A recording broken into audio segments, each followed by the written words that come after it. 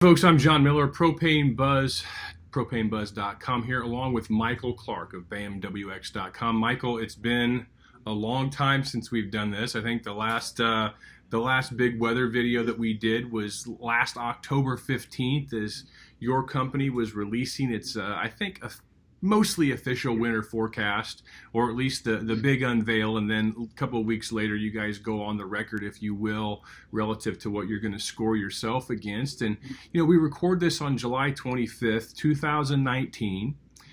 You and I recorded something last June of 2018, whenever you began to see early fingerprints emerging for the winter of 18-19. And I went back and watched that the other day, and I was struck at how many things from that far away that you and your team got right relative to what we wound up experiencing for that winter. So I sent you a note the other day and said, hey, any fingerprints or clues showing up for the winter of 1920 I can talk with people about? And you said, well, actually, John, there are. So that's what we're going to talk about today. You guys have been doing a lot of research, diving in and looking at things. And what are some of the things that you're seeing right now that that you and your team are going to keep a strong eye on relative to what you think we might expect in 1920? Awesome. Well, John, first off, appreciate you having us on here. Greatly appreciate that. The things that we're looking at right now, there's really three things. As always, in any winter pattern, we always want to look at our ENSO state. Are we in an El Nino or a La Nina? And that's what we're currently, I would call, number one at the moment. Number two is we're looking at our QBO. And essentially our QBO, essentially the easiest way I can put this is it's winds in the stratosphere that will control the magnitude of cold shots that can come down into the U.S. in winter. Okay. That's the easiest way to explain that. Almost So like depending on the phase, almost like a directional force, like something that can direct the cold air pools in the winter. yeah, exactly, Okay. exactly. It's and I wrote this down so I could make sure I got this for you. But Okay. it's winds in the stratosphere that will modulate just how much cold can come into the mid latitudes in winter. Okay. Makes sense. So that's the easiest way. We're watching that. And then, the third thing that we're keeping an eye on, and it's always in the back of our mind, is we are coming into this grand solar minimum period. And that's obviously going to weigh in on how we believe this evolves overall in the coming months. So ENSO, QBO, and our solar state are the three things we really have a close eye on. And when you say grand solar minimum, you're referring to the normal ebbs and flows of the solar energy cycle, really, that comes, we say solar, it comes from the sun. The sun goes through, what is it, Michael, about 11-year modulations between solar maximum periods when it has the most energy and then solar minimum periods when it has low intensity and energy. And the grand minimums means this is a really low minimum period among the normal occurring oscillation of the strength and weakness of the solar of the sun. Is that about right? Yeah, that's exactly right. Yeah, and there is research and in evidence statistically that can help with blocking episodes in winter, higher latitude blocking. There's no direct correlation to colder or warmer or stormy or anything like that. It's simply put, in the higher latitudes, what are we looking at in terms of blocking? And there is some indications there that that can help it. So. Okay, and blocking, if we, and when I say we in North America, when we get blocking in the wintertime, that typically leads to below normal temperature anomalies in the mid latitudes, right? Correct. Yeah. So what we're doing is we're all the coldest air on the planet. Sometimes blocking can dislodge that or displace it. So instead of being in the Arctic Circle or the Okay. Hudson Bay, it's down into the Canadian prairies or the Midwest. Okay, so we've got a QBO aspect that you're looking at, and what is this? What is this QBO? These directional winds, really a significant factor for winter. What is the research telling you right now? What, with regards to what could happen?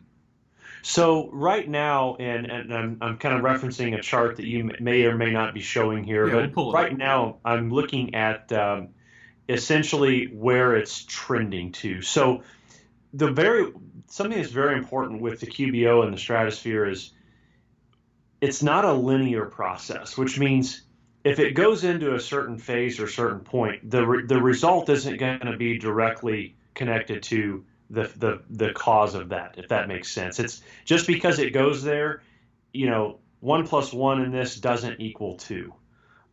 It's a trend, or more. What's more important is where is it going that can determine the pattern versus when it gets there, if that matters. Correlation doesn't necessarily equal causation. Exactly. Yep. Exactly. So the way that QBO is descending right now, it's currently descending, coming in from a positive state, starting to decline into a negative state, and perhaps more of an easterly wind aloft, if you will. And what this essentially means is that if we can continue this, we've got years that would suggest more of a negative AO threat early on in winter. Perhaps we could start seeing cold arrive earlier from the blocking signal. So the AO, or the Arctic Oscillation, is directly tied to this, and that's where the QBO is going to say, okay, if we get into a certain phase, we could be looking at a sudden stratospheric warming event that enhances our blocking or our negative AO.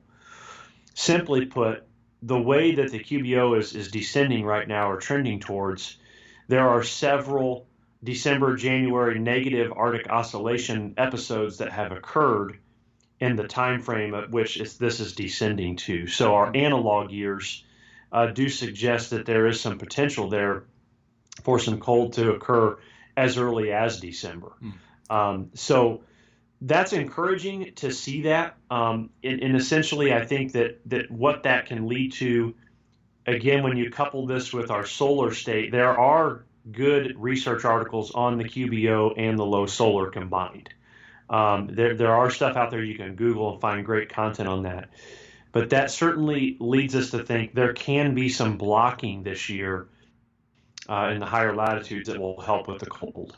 Okay.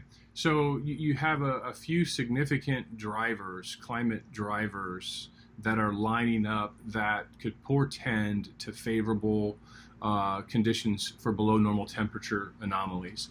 And when you use the term analog, I mean, last year when you and I did this, over 80,000 people watched this video. So, trying to make it so everybody can sort of understand, when you say use the term analog, what you're talking about is looking back in history at other years and other time frames when the QBO was exhibiting similar behaviors, and when other factors were also exhibiting similar behaviors or conditions to the conditions that we have at present right now, or those that are at least being observed in the data. So then you go back and say, okay, we've experienced this before at this particular point in time.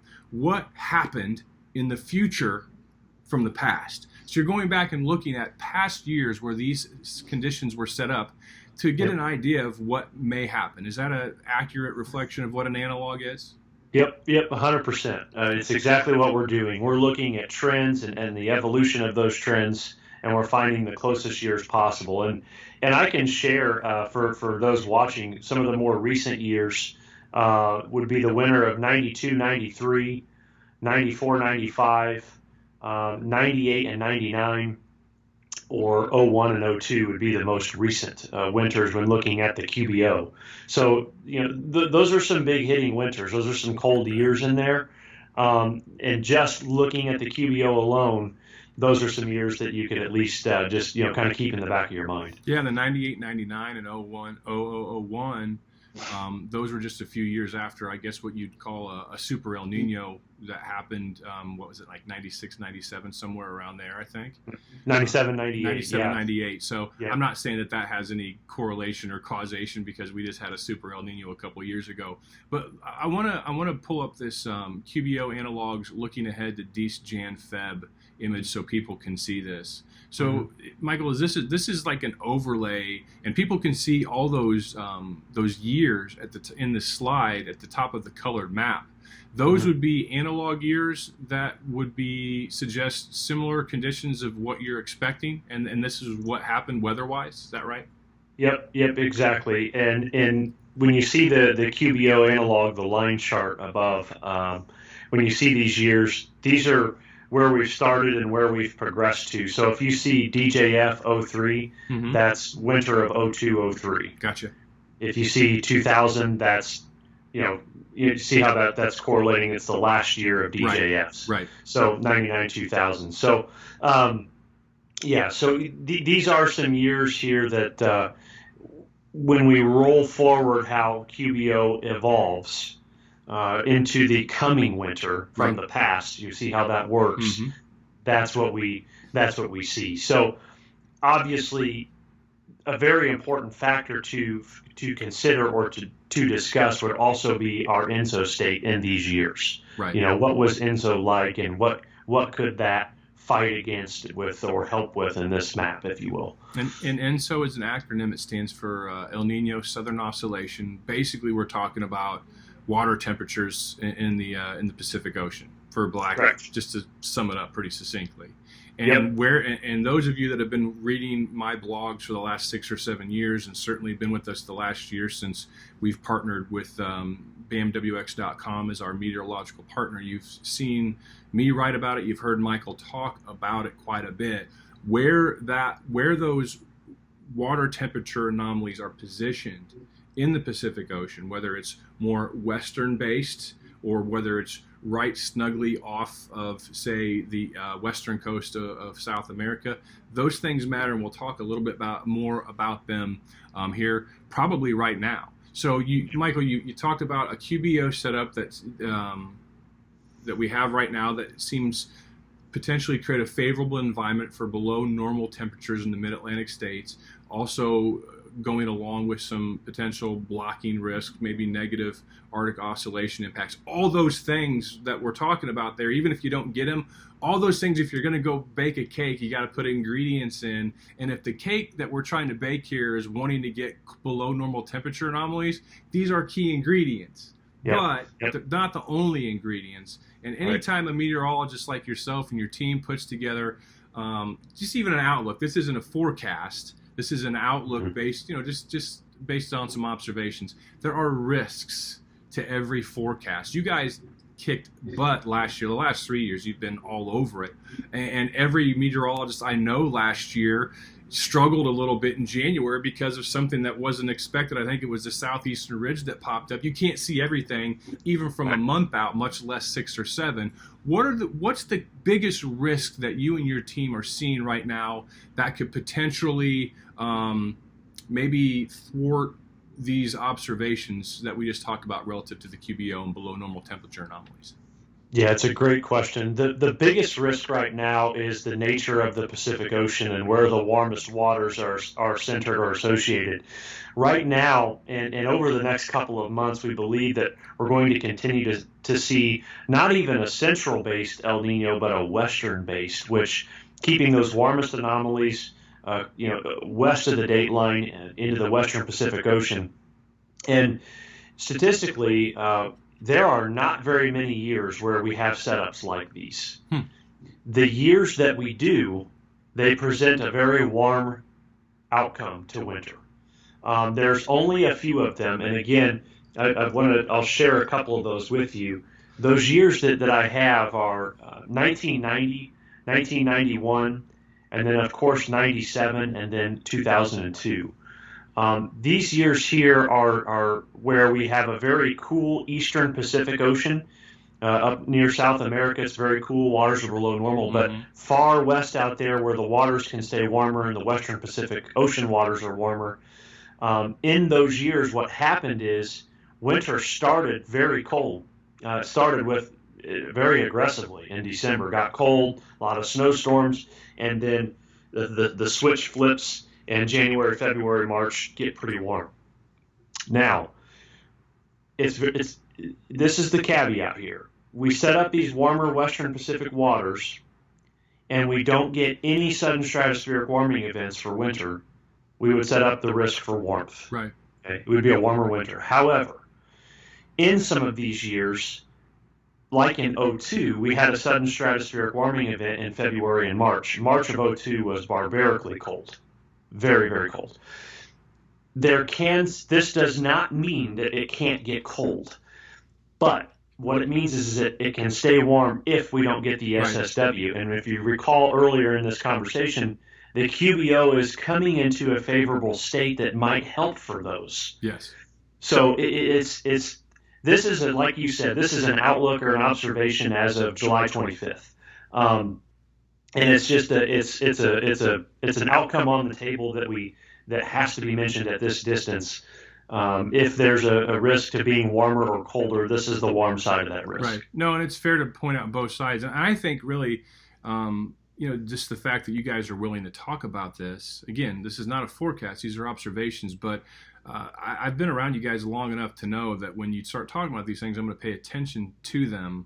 And it's great that you're willing to do this and share these things with us, and see hopefully that those warmer risks don't happen. But if people want to kind of follow along, because I love doing it, if we were wanting to look at things over the next several months to say, okay, I remember Michael talked about this. Here were the risks that he's talking about. What are the areas of either what's an area of focus that I should be looking for to relate to my clients, and just general weather observers should be looking for? Is it where the water temperature anomalies are and the strength of the anomaly? Yeah, I would definitely keep an eye just on the Pacific Ocean in general, and you can simply Google sea surface temperature anomalies. You can get them from NOAA, from ESRL. You can get them from lab.weathermodels.com. There's several places that they're free sources to get this stuff. You keep an eye at around 180 points west of the date line, between there and the maritime continent. That's where you really want to keep an eye on. And then also don't count out the northern Pacific Ocean in south of Alaska. There is a major warm pool of water there, and that can always help with our blocking. Okay, that can help with our negative EPO, and it's a different conversation. But just watch that whole area of the Pacific, and keep a close eye on that. Back in my novice days, when I was more of a weather weenie than I am now, I pretty much back in 2013, 2014, I thought I had this all figured out. All I have to do now is look at the sea surface temperature anomalies in the Gulf of Alaska, and if I see a big warm blob, that means we're going to have a cold winter again the next year. So I thought I had it figured out, but I was wrong. But it's interesting because that winter and then either the following winter or the next winter, the location of that warm pool moved a little farther to the west than it was set up in 2013, or farther to the east rather, and it made the cold going over top of that high pressure and then riding down the backside of that, it pushed all the cold farther east the next year. And I'm like, crap. Yeah. Well, there goes that theory. I can't bank on that anymore. And then I didn't know you then, and now that you and I've been talking for the last 2 or 3 years, and I've learned so much. It's like, well, we've got QBOs, we've got grand solar minimums. I'll just leave this stuff to you guys. But I did notice in the slide where you had the Western Pacific warm weather DSJAN Febris, the upper left-hand image where you have the box, the cold water pool around Australia, or I guess we call the maritime continent. And you said that year there was some colder shots in December. I remember last year, whenever you and I talked about, hey, what risks could come and impact, what should we look at? You told us to keep focused on the maritime continent. And if we had cold water pools around there, that would be a good thing, a good harbinger for below normal temperature anomalies. So it's interesting to see this right here, where there is a good sourcing of cold water there, but as the winter, as time progressed in these analog years, it went away, and then it got warmer. Yep. Yeah, it's definitely something to watch, because that ultimately can add fuel to the MJO or be no MJO at all. And in the winter, the MJO is dangerous, because when it gets into the Madden-Julian oscillation. Yes. When we get phases into the maritime continent into winter, those are warmer risks. And simply put, phases are based on convection or thunderstorm activity over a certain point.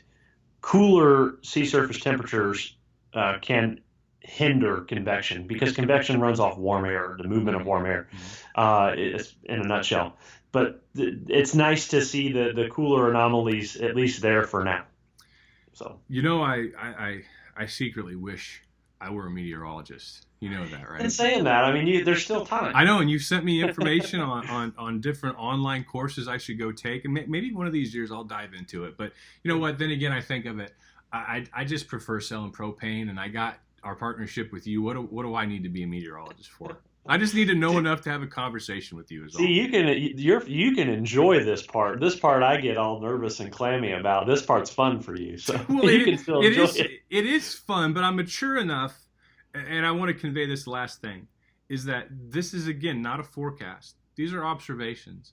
This is, you guys don't sit around all day in your jobs thinking, oh boy, what's the winter going to be like? No, it's big because you have a number of clients for whom winter weather is really key for their business. And that's one last thing. People that subscribe to the Propane Buzz, they get access to you and your information. I share it with them on a daily basis.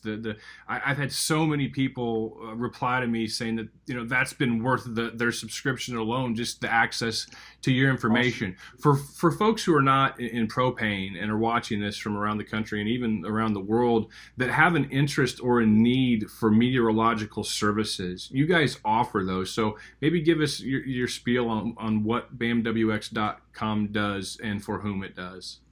Yeah, that's awesome. So what we essentially provide a look at the weather in a way that is, for the most part, has been unorthodox for a while now. There's folks trying to come around to the same methods, but what we're trying to do is not only show you any and all possible outcomes based on any and all research, but educate. We're trying to teach you. We're trying to get you to understand this, exactly what we're seeing and why and what means what. And it's anywhere from a forecast 6 hours out for a concert to a forecast 6 months out in an event like you and I are doing.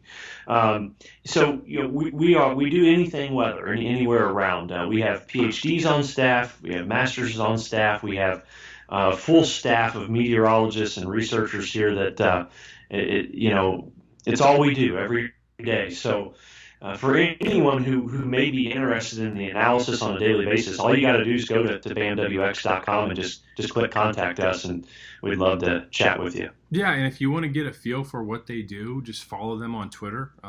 It's at BAMWX.com. Is their primary account. Definitely do that. Wedding planners, folks who have snow plowing businesses across the country. I mean, there are so many fields that this information is vital for. And these guys, I'm telling you, they're pros. They're awesome. And we're proud to work with you guys. So, Michael, as always, thank you for your time. And we'll talk again. Certainly we'll talk again in October, but hopefully before then. Absolutely. Thank you so much, John.